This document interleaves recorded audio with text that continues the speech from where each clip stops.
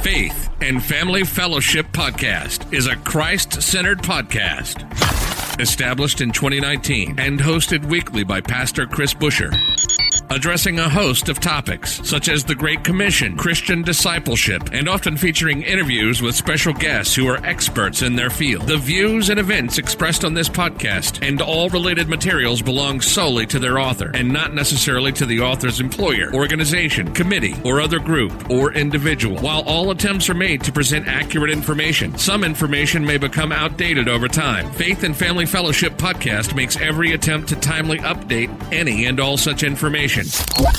Without further delay, here's another powerful episode of Faith and Family Fellowship Podcast. Welcome back to another episode of Faith and Family Fellowship Podcast. Once again, I'm your co-host, Dallas Montague, and here in the studio, we have an amazing guest, Alyssa. And Alyssa, I did not catch your last name. What is your last name? It's Hunt, H-U-N-T. Hunt. Perfect. That's super easy. I can remember that. All right. Well, some people mess that up. I'm sorry. Well, thank you so much for being a part of the show today. And you're here today. You wrote a single, you dropped an EP a while back, and we're going to talk about your music today. But before we do, can you share a little bit about your testimony for our listeners to get to know you a little bit better? Sure. I'm a California native and the child of a Marine. So we did a lot of traveling early in my life. And then we settled in here in St. Louis, Missouri, where I believe I was 12 or 13, where I was in the church that my mother grew up in and my grandmother helped to start. And that's where I became baptized. I thought at that time that I was completely saved, that there was nothing I could do wrong, which is a huge fallacy, but growing up, you learn a lot of different things. And I want to say around the sixth grade, we began traveling again. And I went to not just multiple states, but in and out of the country a couple of times.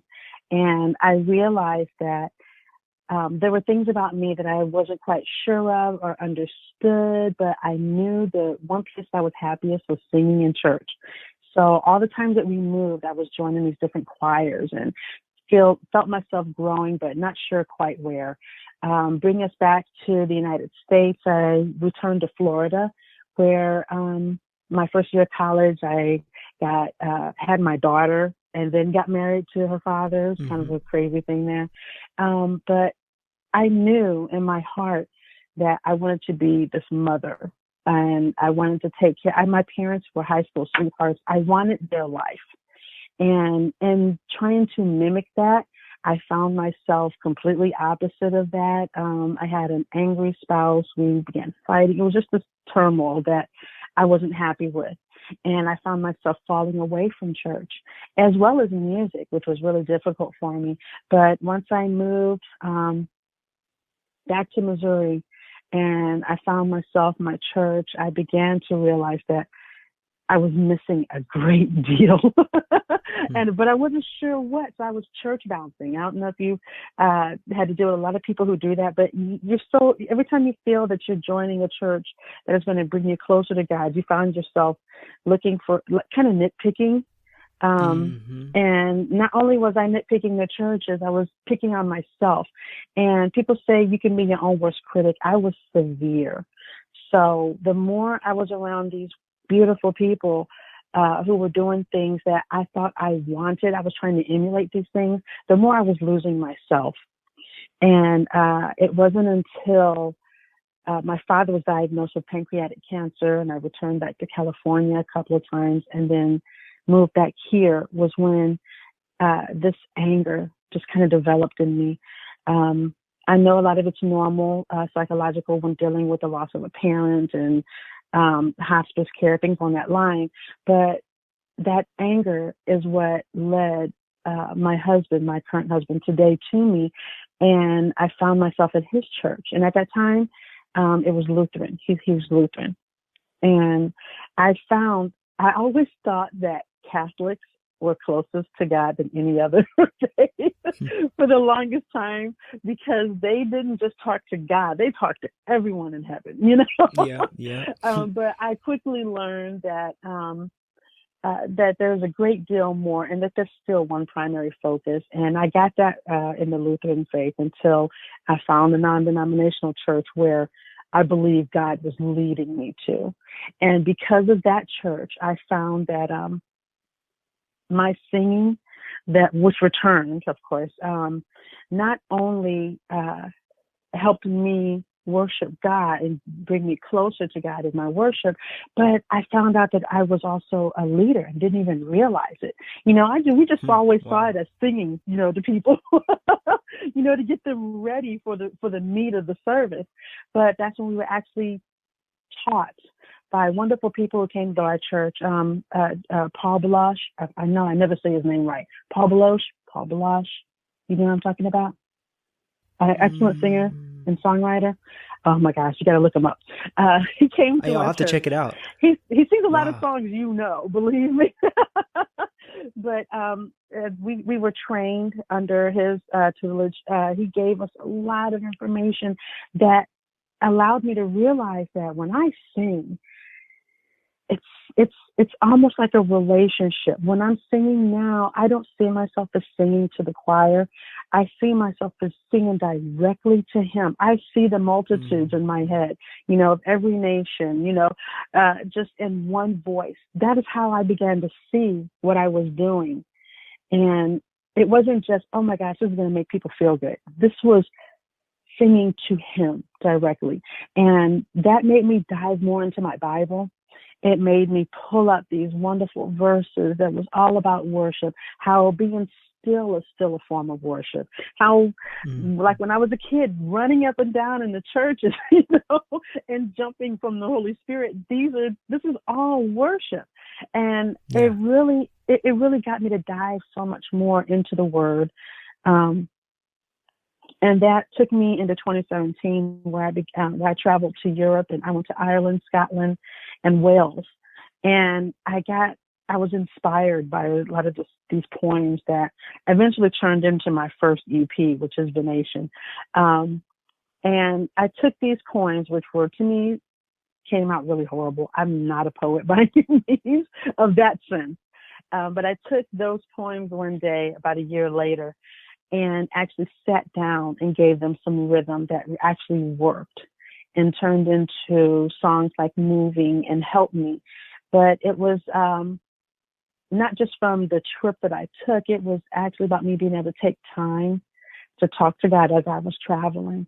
And I managed to, do a little bit of soul searching from those and transform them into those poems. It was just my mom and my brother when we took this trip.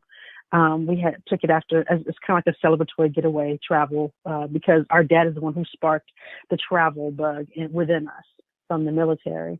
But it was from songs like those that told me, from the feedback that I received, what have you, that God is really saying, do something with these things. You're doing it. I'm liking this, and I need you to send that out. And so I just decided, okay, I'm going to turn this into a song for real. I'm not going to hum it or sing it to my mom. She's my first person. I'm going to actually do something with it. And that's what led to my album, and then a single, and right behind it, if I remember right, and then this one. But the songs that I'm singing now are completely different from what I did with the album. And I don't know if you want me to go into that just yet. Well, I have a few questions about that in the going forward, but keep going with your testimony. Yeah. Okay. You're listening to the Faith and Family Fellowship Podcast. We'll be right back after this quick word from our sponsors. Introducing Elevated Recovery at elevatedrecovery.org. Would you like to regain control of your life from compulsive sexual behaviors such as sex and porn addiction, which is disrupting your happiness, career, and other relationships? Does your professional position or prominence in your community make traditional recovery impossible for you? Elevated Recovery is an online addiction recovery service for busy professionals. They have successfully guided hundreds of high-achieving men and their partners through uncontrollable sexual behaviors. Behaviors such as serial affairs, porn addiction, habits of patronizing prostitutes, and other situations that have left well-meaning, good men open to the risks of divorce, job loss, sexual harassment litigation, and severe underachievement in their own lives. At Elevated Recovery, their clients include top-performing sales professionals, business owners, physicians, celebrity broadcast personalities, professional athletes, lawyers, engineers, and politicians from over 20 countries. Elevated Recovery is endorsed by therapists, mental health professionals, marriage counselors, and relationship experts from around the globe. Learn more by visiting the website elevatedrecovery.org. That's elevatedrecovery.org. Go check it out now. You can also connect on Instagram, Elevated Recovery, and connect on Facebook, Porn Reboot, and follow on Twitter at Reboot Porn. So I believe what really helped me find my way back to God in the sense of not just singing, but in just building my relationship, I believe that came in the form of a realization that I had, my mind had kind of mentally blocked. I found myself angry, as I referred, around the time that my father had passed away. But it was more so because something had happened in my life and I didn't even remember it. And it happened long before we started traveling again. But one day out of the blue, a family member called me, and it sparked this memory within me. And that memory gave to a lot of, honestly, I hate to say this, but it's rage. I didn't realize it until that day that I had been molested by this person. And because of that, I think it kind of formed the person that I was and didn't realize it. I went to a Christian counselor who helped me walk through it. And I realized that I had a lot of things that I needed to work out. And I wasn't going to be able to do it on my own. I wasn't going to be able to sweep it under the rug with more traveling or being angrier than I was. But I found myself at a lake where I was actually able to sit with God and ask him, why did this happen to me? Why am I here? And what is my purpose? I felt, people I'm sure can relate, the feeling of just wasteful. I didn't think that I was here for any reason whatsoever, because look what happened to me. I didn't say anything. I didn't tell. I thought I had all of these horrible negative thoughts about the person I was because I couldn't even tell anyone. Why I later came through a lot of therapy, by the way, and prayer. This woman was wonderful. I just wish I could remember her name. She helped me dig up a lot of these deeply rooted, these deep-seated, I don't want to call it a fire, but the intensity of self-hatred that I carried for myself, which no one knew. I was a really good faker of sorts. These things that I carried within me were so heated and hateful. I saw no purpose for myself and considered suicide on numerous occasions.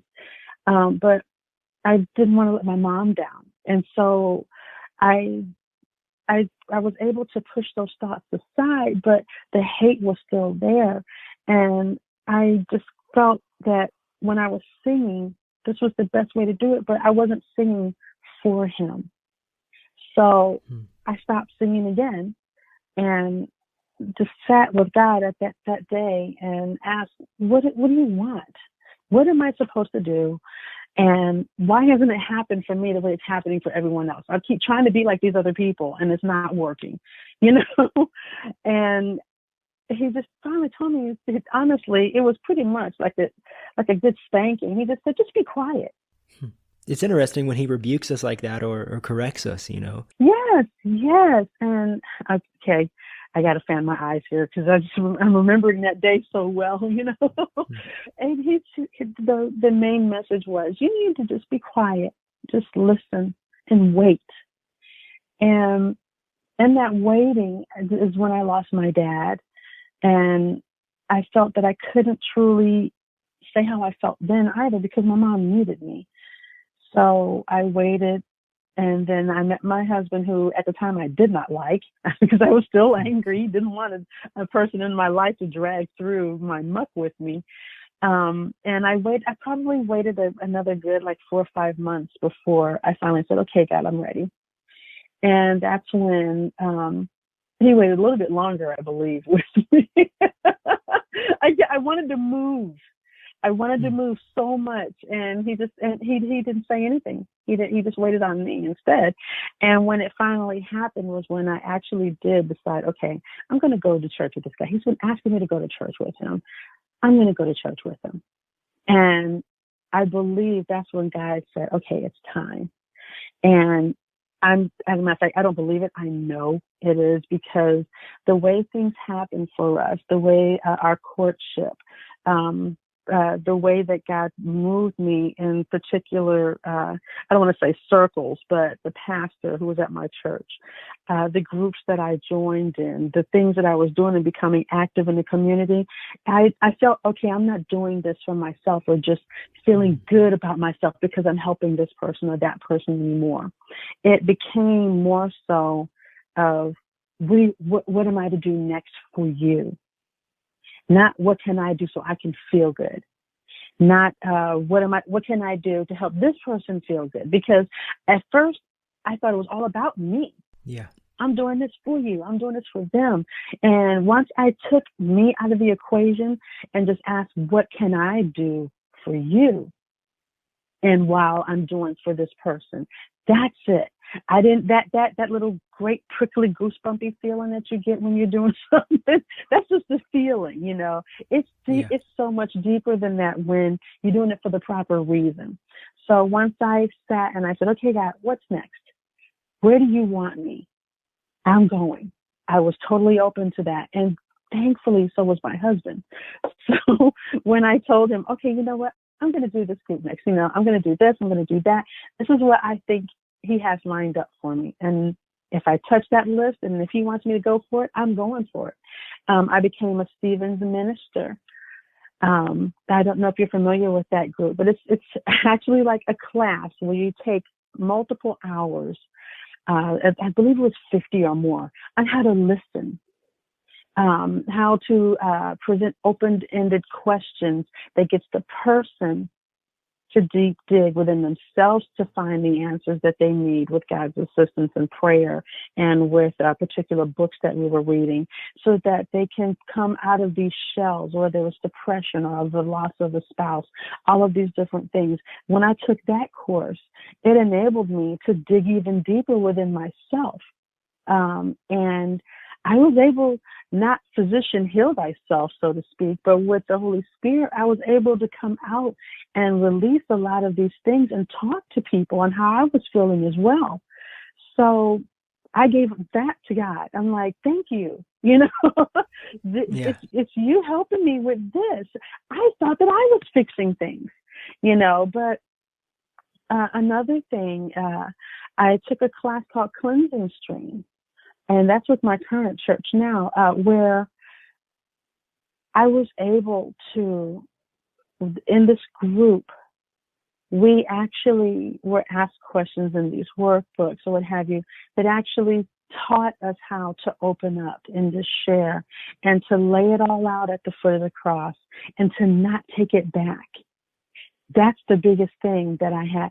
So, and my testimony of that, it more than anything else, if no one can take anything else, that once you lay it down, it takes a great deal of strength, but faith to not take it back. There's so many times I thought, oh, well, nope. Right in mid-thought, you know? Oh, yeah. I've been there. And I'm like, thank you, God. Thank you. I'm even doing it now. I threw my hands up. Thank you. You got me, you know? I'm not taking it. I'm not going to do it. You know, it's things like that. It's not like this one huge, amazing opportunity like with your story. Oh my goodness.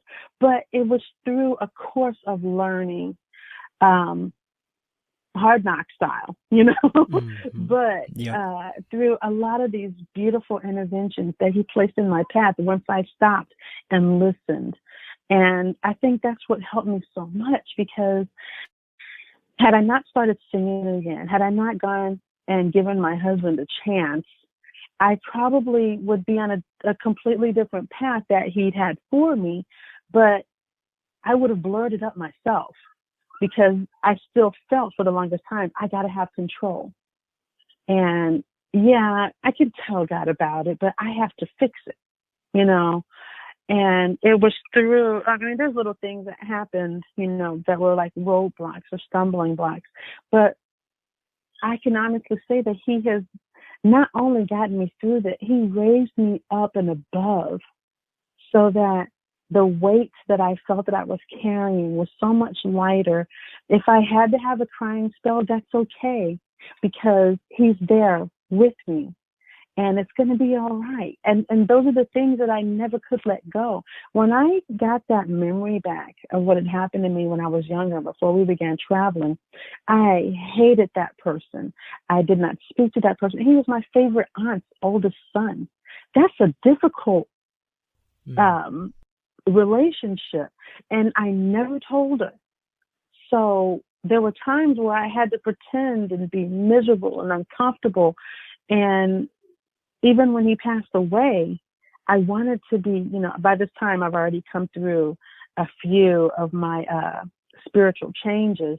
I still wanted to be angry, but if it was not for that course, like I said, called cleansing stream, I never would have been able to pray for him instead, and pray that where he was sitting was at the feet of Christ and not in lower places. You know what I mean? Where I used to wish he was, you know, which is a terrible thing. But, you know, that's what anger and rage does to you. But I also found out that his childhood wasn't as easy as I thought either. And so, and though there's no excuse or, you know, rationalizing situations, you know, it also made me grateful that though I felt that I was miserable on the inside,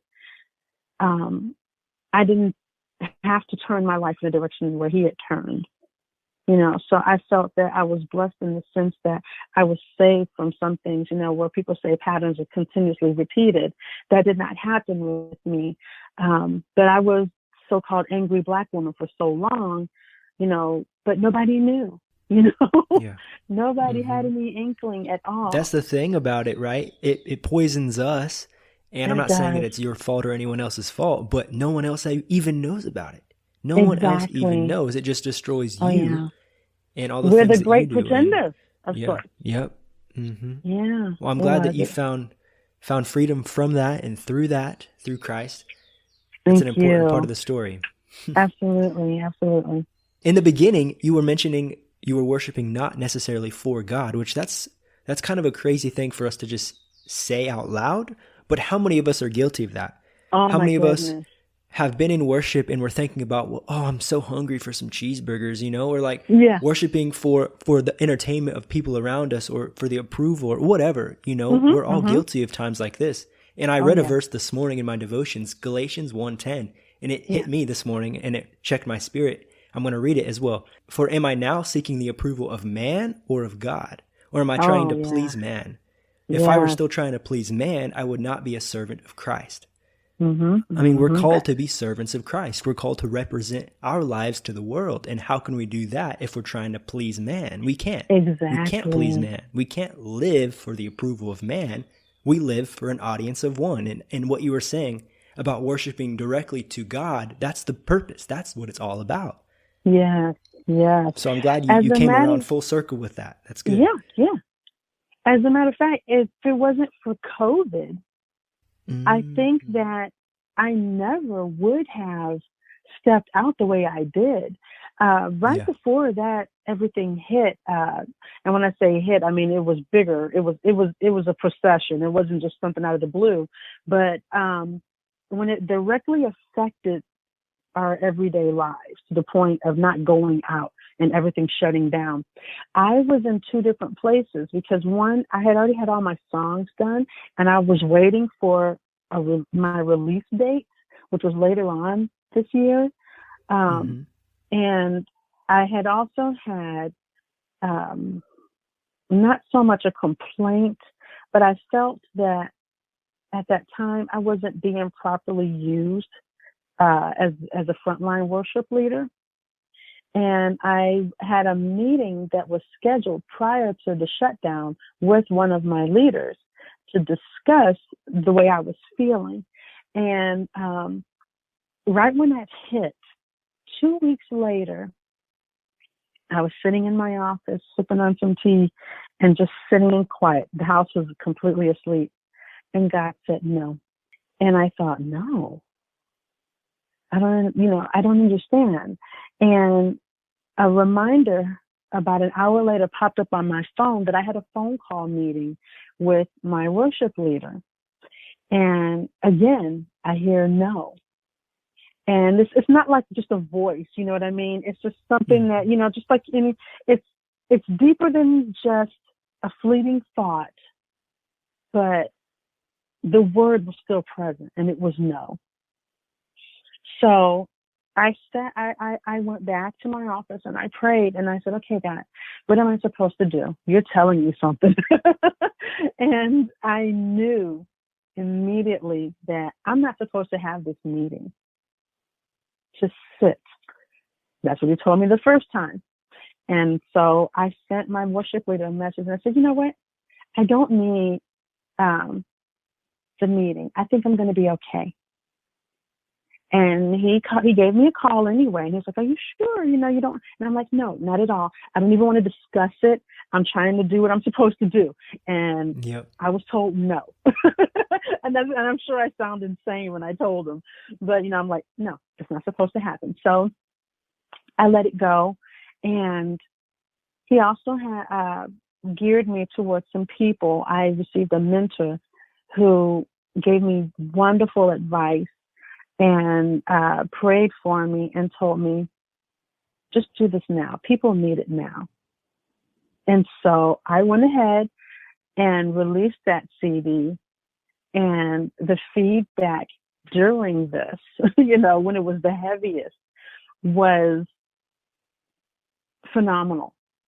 And it wasn't because they said, oh, you sing so wonderful. It wasn't like that. And this is why I know that I'm doing what he wants me to do. They said, I found myself sitting and just praying through some of these songs. I got 2 people who gave me reviews. They said, I just sat and prayed them. They said they felt closer than they had ever been during this situation. And I thought, well, then that's God. That's not me.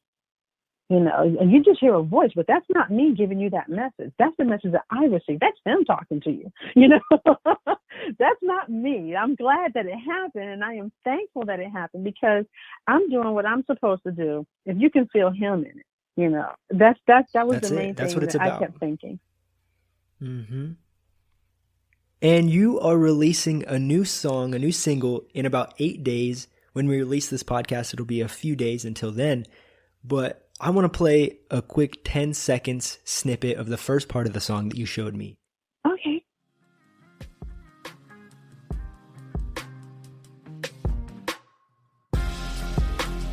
Back in the day when there was nothing but you, your son and spirit.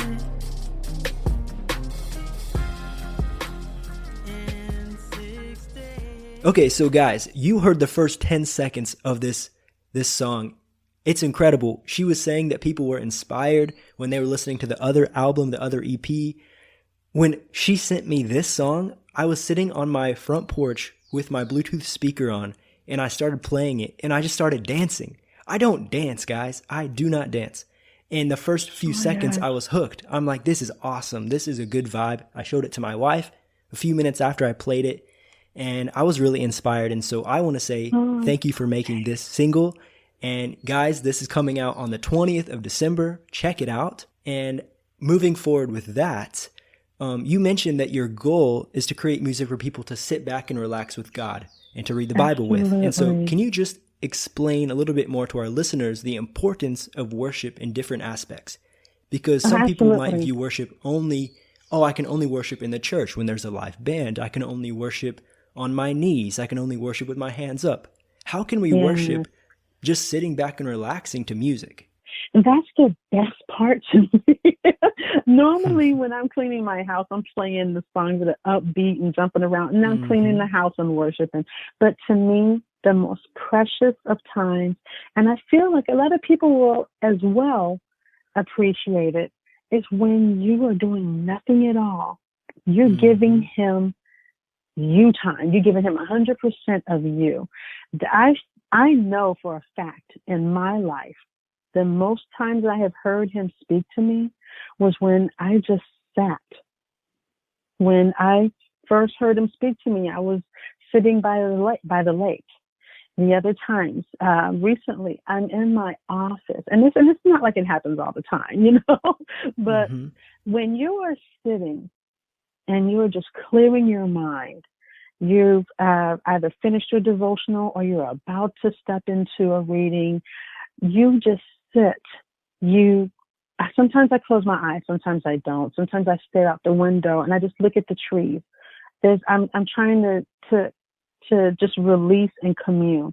And we have to have that open mind and open heart to say, I'm here and I'm ready. I'm listening. I need you. You know, the direction will come. He does speak to us. It's not always at that time or that moment, but he's always with us. We just have to hear what he's saying. And you're not going to get that if you're cleaning the house, because you're focusing on these other things. What you're going to do today? What's for dinner tonight? What time do I have to be at church tomorrow? You know what I mean? So much is going on. You're so overwhelmed with life that we tend to put him up on the shelf. But when we say, I'm taking you down off of that shelf and placing you within me, I need to open myself in order for you to open up within me. That line of communication will happen. It'll go from head to heart, heart to head, and almost immediately. I found an inner peace in that. Anytime I feel like I'm getting upset, if the bills didn't come out right and I don't have much money, I sit. I don't even worry about bills anymore. I don't worry about that stuff. That's man stuff, you know. Yes, I have to give back, but I don't have to have it 24/7 with me. And I have found. And I want to clarify. You said that's man stuff, and you're not saying the husband. You're saying fleshly. Correct. I'm okay. sorry. Right. Yes. Yeah, no problem. Yes. Just wanted to clarify for the listeners. Definitely. So when I found that a lot of times when I'm sitting and listening to him, I give him a prayer, and I say, okay, I'm here. And that's when some of the songs, like the one that's coming out this month, have come to me. It's almost like a tranquil peace. And when it comes, it's not with this huge beat and things like behind it, because all of my songs aren't like that, but they all carry a mellow sense, because that's how I feel he comes to us. He comes to us on a breeze sometimes. Sometimes it's a light whisper, you know. It's not always something that's huge and demanding, because if we saw the Red Sea open up every time God spoke to someone, we would be burned out. We would not appreciate it. You know what I mean? It would not, the appreciation would not be there. Oh, that's just God calling, you know. We don't have that. But when we're sitting and we're quiet, we're saying, this is us. I know my life has been hectic. I'm sorry that I have not been hearing you throughout the day, but I am right here, right now, because that's what he wants with us more than anything. The Bible says that he wants a relationship with us. He didn't give us Eden just to boot us out of it. You know, he gave it to us because he wanted to be the closest. You can't get any closer than Adam and Eve. You know, you know, I mean, that is some serious relationship. And just like with us here on earth, we met, you know, it was messed up. They made some mistakes and it was taken from us. And that's one of the things that came to me in that song. I was sitting with God, and the first thing that came to me was appreciation. We don't have the appreciation that we should have towards all the things that he has done for us. And that's when the first line came of, you know, we think, usually when you hear the reference of back in the day, it's because you're thinking about something that happened a couple of years back or back when you were a child. But the true things, the true appreciation comes from back in that day, you know, when he made this world. Why don't we appreciate that more? You know, so things like the leaves that I love to stare at. I still sit and look up through the trees and see, you know, the sun glistening, you know, through, you know, the little gaps when they're moving on the wind. You know, I find appreciation in those things. Not just in my kids or the house that we have or what have you. I find it in the peace and the quiet that he gives us. And so the sitting and hearing these songs that are coming are going to allow you to sit and just relax on it. It's not going to be a whole lot of, flashing lights or what have you. It's going to be mellow. You're going to want to sit back and relax, because I want it, when that song is over, I want you to still be sitting there thinking, not just on the words that I said, but your appreciation. What can I do or think or feel and say to the one who did this? My first thing is I just get up and I say, thank you, God. And then I dive right into whatever it is that I'm reading. If I have a schedule or if I have a devotion that's sitting there with me, I dive right in then, because that's when you're going to hear. First, you're waiting to feel that Spirit come upon you. When you receive the Spirit, that's going to give you discernment in the words that you receive. You know what I mean? That's how I've always seen it. I was told you sit and you pray and you ask for understanding. The silence or the soft music, not something that's my favorite song or what have you, but something that's going to grant you that peace and the quiet, so that when you're done reading, you can still sit there and bask in His word and His glory. Does that make sense? Am I making sense? Yeah, absolutely. And as we've moved into streaming music, I listen to music all the time. When I'm praying, when I'm walking, when I'm working, all the time. And so why not listen to music that can glorify God and put you in that place spiritually with Him? Because we know how it is. We can all be honest with ourselves. We do our devotions and then we tend to drift off and forget about, we get distracted. And having some type of music that we can remember, have our hearts set on Christ through the whole day, that's the purpose. That's what it's about. So I do want to ask another question as we're getting to the end of the podcast. Are you working on any current music? So you're releasing this song on the 20th. Do you have any other things up your sleeve in the basket? I do, actually. I have, I have 2 different projects that are going on right now. And back in the day is walking into one. That album title is called Tranquility. And each of those songs are softer than anything that came out of my first album. One song is called The Moon. One thing I discovered, the moon is mentioned probably 50 times and more in the Bible. And I never thought about it, but I remember as a child riding and watching the moon, thinking that it was following us. And, I think every kid has done that at a time or two, but I never really thought, God, the moon is spoken of so many times in the Bible. And I don't even think about it. Anything else is regulating, our oceans and such. You know what I mean? It rules the night. So there's a song like that, and it's very soft. I even got someone to use a handpan in that song, so it's really mellow and tranquil. Each and every one of those songs are either a cappella or soft enough to where it's going to give you exactly what I'm looking for, which is that inner peace and the still that you need when you commune, when you read your Bible or what have you. And the other one is called, I believe it's Electric Heart. And a lot of those songs are going to carry more of a bigger beat. That's the one that you can walk to when you're exercising or cleaning the house. It's going to be a more electric instead of actual pianos and the hand pans and violins. It's more so geared to keep you moving and enjoying things like when you're going shopping or walking or whatever it is around the house. So those are the 2 things. And they're both set on you still worshiping. So it's not just, a couple of words here and there. It's actual verses that are going to say, this is the connection that's being made. This is what we're working towards, God.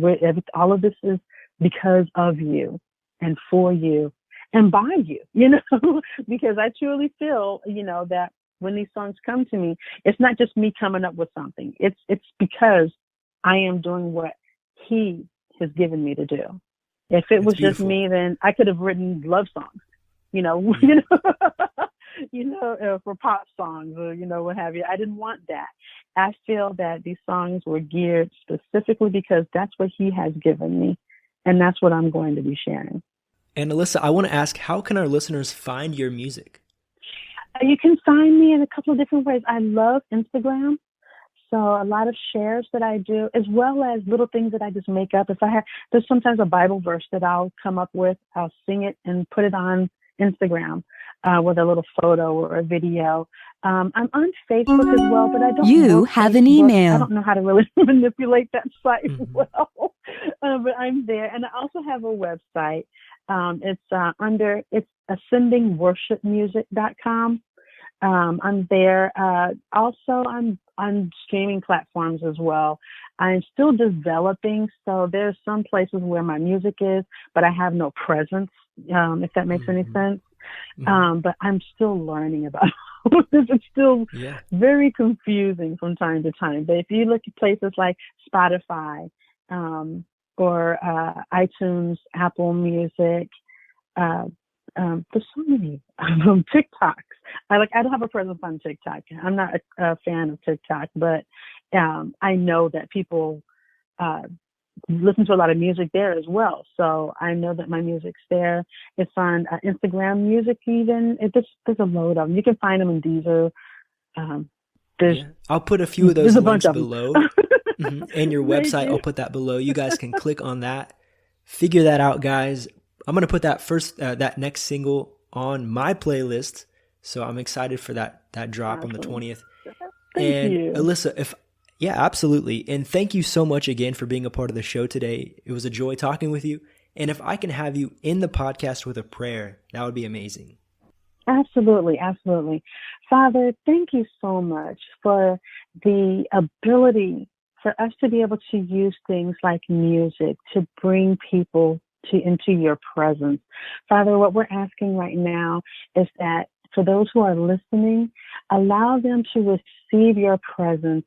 Help them to understand that in the waiting and in the quiet, there's a multitude that you can present to them as far as goals, life, things like being angry with oneself. It's not a way to live. Being hateful towards others, that's not the way that to live. It's not what you have blessed us with. All you have wanted for us is love, Father, and a relationship with you. So what I'm asking right now is for them to be able to stop the noise and just sit and wait on you, Father. Give them the patience. Allow their hearts to be still, allow their minds to shut everything down except you, Father, and let them grow closer. I'm asking that you bless those who are over this podcast, the ones who are hearing it, and allow, Lord, a blessing to be onto those who they speak to afterwards, and sharing messages such as peace, Father, peace that can only be found in you. I'm asking that we not only receive the message that changes our hearts, but that we can pass that message on through things like music. And I'm asking that in your son Jesus' name, Father. Thank you, thank you, thank you. Amen. You've just listened to the Faith and Family Fellowship Podcast with your host, Pastor Chris Busher. Faith and Family Fellowship Podcast was recorded live in studio with final editing made before uploading. Subscribe today to Faith and Family Fellowship Podcast on iTunes or Google Play. For more fantastic daily content, visit Pastor Chris Busher online via Facebook, YouTube, and Instagram. Don't miss the next episode on Faith and Family Fellowship Podcast.